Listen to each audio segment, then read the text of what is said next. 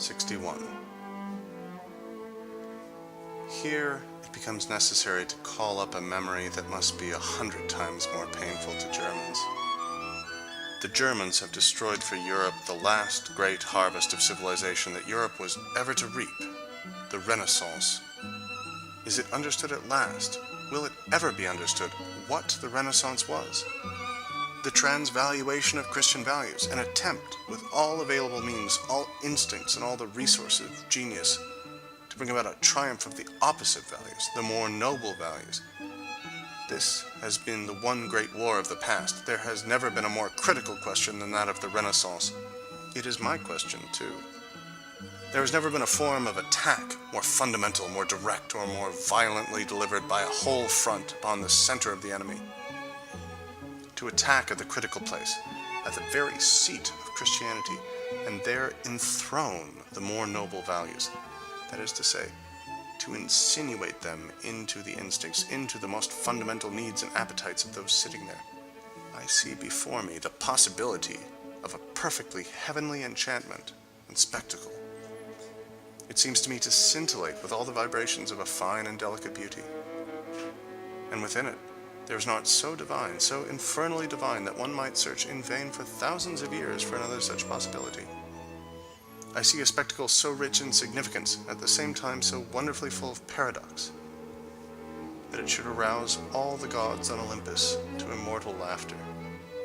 Caesar Borgia as Pope. Am I understood?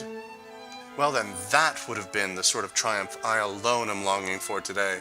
By it, Christianity would have been swept away. What happened? A German monk, Luther, came to Rome.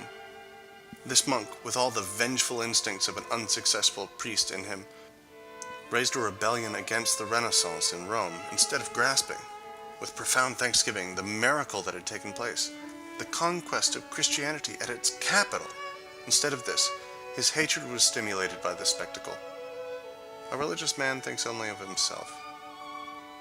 Luther saw only the depravity of the papacy at the very moment when the opposite was becoming apparent. The old corruption, the peccatum originale, Christianity itself, no longer occupied the papal chair. Instead there was life. Instead there was the triumph of life. Instead there was a great yea to all lofty, beautiful, and daring things. And Luther restored the church. He attacked it. The Renaissance, an event without meaning, a great futility. Ah, these Germans, what they have not cost us. Futility. That has always been the work of the Germans. The Reformation, Leibniz, Kant, and so-called German philosophy, the war of liberation, the empire. Every time, a futile substitute for something that once existed, for something irrecoverable. These Germans, I confess, are my enemies. I despise all their uncleanliness in concept and valuation, their cowardice before every honest yea and nay. For nearly 1,000 years they have tangled and confused everything their fingers have touched. They have on the conscience all the halfway measures, all the 3/8 way measures that Europe is sick of.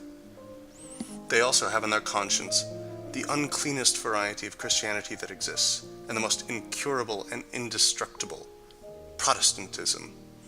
If mankind never manages to get rid of Christianity, the Germans will be to blame.